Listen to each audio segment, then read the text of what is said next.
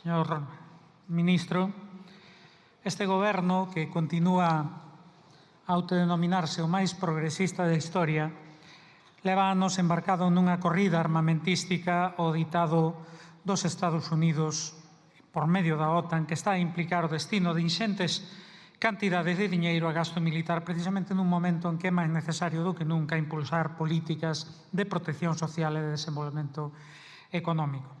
De feito, este é, con moitísima diferenza, o goberno que máis ten incrementado o gasto militar no Estado español nas últimas décadas.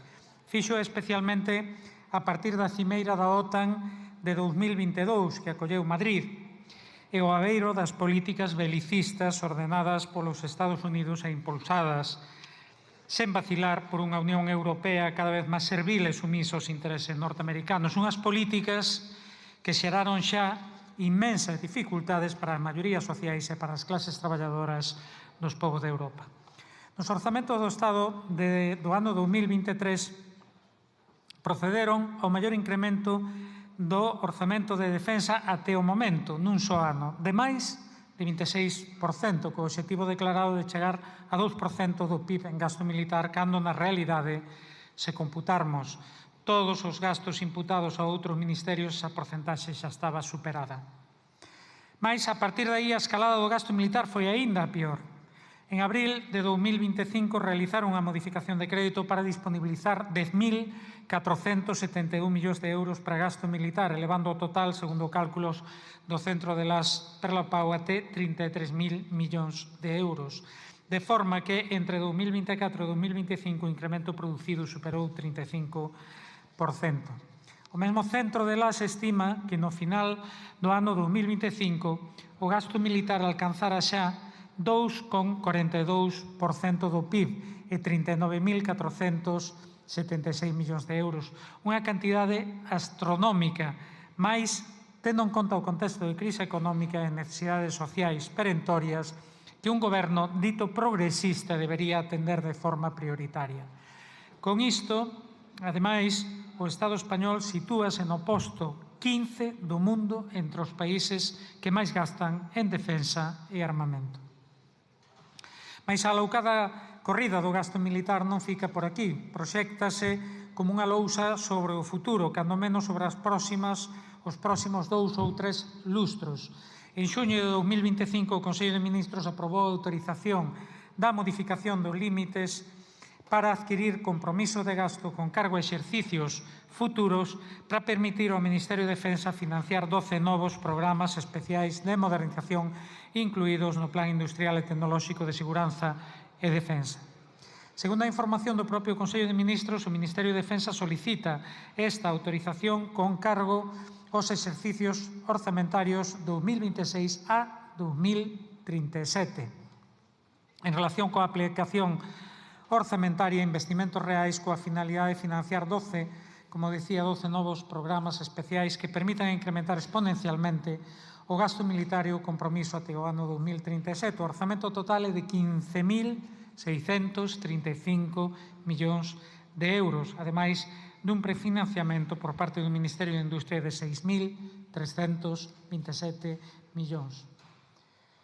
Trátase de continuar inflando os chamados programas especiais de modernización, quer dicir, grandes proxectos de armamento, até 42 aprobados, que implican xa máis de 82.000 millóns de euros a pagar nos próximos 15 anos, hipotecando, por tanto, o futuro e a capacidade de impulsar o investimento social e económico. Porque non nos enganemos, a pesar da reiterada declaración do Goberno e do seu presidente de que isto non afecta as políticas sociais, a realidade é que ese incremento só é posível polo desvío de remanentes de crédito de outros ministerios, o que na práctica implica recortes ou detracción de recursos potenciais para políticas ao noso xuízo máis prioritarias. Reparemos, por exemplo, no destino por parte do Ministerio de Industria de máis de 22.000 millóns de euros de axudas a empresas de armamento. De verdade, esa é a prioridade. A todo isto hai que engadir os recursos destinados a Ucraína, ao mandado dos Estados Unidos, para alén da entrega xa desde o primeiro momento de armamento, foron aprobadas partidas diversas partidas de 1.000 millóns de euros en maio de 2024, febreiro de 2025, marzo de 2026. E o máis escandaloso é que, polo menos esta última, veu a seguir unha declaración de Trump en que dicía literalmente que os Estados Unidos non darían máis diñeiro a Ucrania, mas o que ian facer é vender armas aos países da OTAN para que eses países lles entregasen as armas ao goberno de Zelensky. É dicir, o negocio perfecto. En calquera escala de belicista, o único evidente, o único que non muda é que o complexo militar industrial norteamericano sempre gaña. Porque, a pesar da retórica anti-Trump de Pedro Sánchez e do non á guerra, e a pesar tamén do decreto de embargo de armas con Israel, a realidade é que o goberno español continúa os negocios armamentísticos con estes dous estados implicados en agresións militares, crimes de guerra e xenocidio. Seguindo os datos recollidos nun dos últimos informes do Centro de las Perlapau, esta sería a concreción deste negocio. No caso de Israel, a cláusula de exclusión foi aplicada xa respecto ás transferencias de armas relacionadas cos programas do avión de transporte A400M, o avión de reabastecemento en voo A330, MRTT, o avión de vigilancia e patrulla marítima C295 e o dron táctico SIRTAP. Con contratos aínda en vigor, cabe destacar os programas de mísiles Spike LR2, 287 millóns de euros, o sistema SILAN, 697 millóns de euros, e o acordo marco POD para sistemas de combate aéreo, 207 millóns de euros, que acumulan en total casi 1.192 millóns de euros. Tamén inclúen empresas israelitas na súa formulación os programas do sistema de radiotáctica SC-RT para o Exército de Terra, que se consignaron 350 millóns de euros, e mesmo 5 componentes israelís contemplados no programa do vehículo Dragón VCR 8x8 valorado en 2.612 millóns de euros. Como queda en evidencia, anunciado a ruptura de relacións comerciais no ámbito militar con Israel non é real. No que ten a ver co negocio do complexo militar industrial norteamericano, teríamos o seguinte: os helicópteros Chinook CH-47D, cuxa modernización suporá 819 millóns de euros, están mans da Boeing; os MH-60R Sikorsky Romeo, 820 millóns na Lockheed Martin; os mísiles Patriot, que incluen a Lockheed Martin e Raytheon, e ascenden a 2.836 millóns, e os drones RPAS Predator e Minis da General Atomic, 158 e 117 millóns respectivamente. E tamén é de propiedade estadounidense General Dynamics Santa Bárbara o cargo dos programas dos blindados Pizarro, 1.131 millóns entre compras e modernización, e parte do programa de vehículos de cadeas BAC, 1.970 millóns, e do Dragón VCR, 2.612 millóns de euros. Fica, por tanto, que a dinámica de gasto militar do Goberno non só hipoteca grande cantidade de recursos nos orzamentos xerais do Estado para os próximos 15 anos, senón que está a beneficiar empresas israelís e norteamericanas, precisamente no momento en que estes dous estados están a violar o dereito internacional coas súas políticas de agresión a terceiros países e de xenocidio contra o pobo palestino. Por último, sobre a opción entre gasto militar e investimento social. Por moito que o goberno de Pedro Sánchez insista en que non se vai retirar un euro de políticas sociais, mesmo que iso fose así no momento de incremento dos ingresos do Estado, estaríamos falando de que todos os recursos novos dispoñíveis van ser destinados a gasto militar, desviados para gasto militar, co conseguinte estancamento de políticas sociais xa de por sí sempre insuficientes. Mais a cuestión é peor, os recortes xa son directos. Como consecuencia do programa Real da Europa da señora von der Leyen, a previsión lembremos, 800.000 millóns de euros, a previsión de recorte no marco financeiro plurianual 2028-2034 é de máis de 20% na PAC e de máis de 60% na pesca, precisamente dous sectores fundamentais na economía galega e no emprego no meu país. Ademais, vostedes xa tiveron que activar a finais de abril a cláusula de escape para dispensar un 5% adicional atribuído ao gasto militar do cómputo global, chegando, por tanto, a 4,5%. E a AIREF vén de advertir que o Estado español se situará nos límites permitidos pola Unión Europea e que dificilmente poderá evitar axustes de calado, quer dicir, recortes, nos próximos 2 anos. Concreta mesmo en 0,6 do PIB en 2027, 0,3 en 2028, 10.000 e 5.000 millóns de euros, ou seja, un total de 15.000 millóns de euros de axuste de calado ou de recorte, se queremos chamarlle as cousas polo seu nome. Como poden seguir dicindo que non hai que escoller entre tanques e tractores ou entre mísiles e hospitais?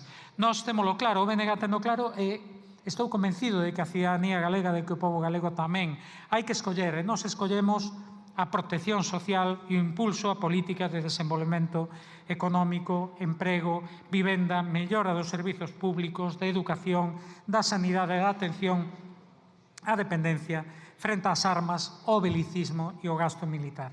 E, sinceramente, creo que son estas as escolles que nos definen e que a cidadanía valora e que ten en conta, mesmo tamén a hora de votar, moi especialmente a clase traballadora e as clases populares. E, por tanto, vostedes, coa escolla da vía belicista, o que están facendo, ademais, é un grande favor ás socios autoritarias da dereita e da ultradereita, porque lles abren a porta, porque lles están abrindo o camiño. Están a tempo de rectificar, revertan as políticas de gasto militar e destinen eses recursos a investimento social. Non só é xusto e necesario, sino que sería a mellor maneira de frear as socios da dereita e da ultradereita.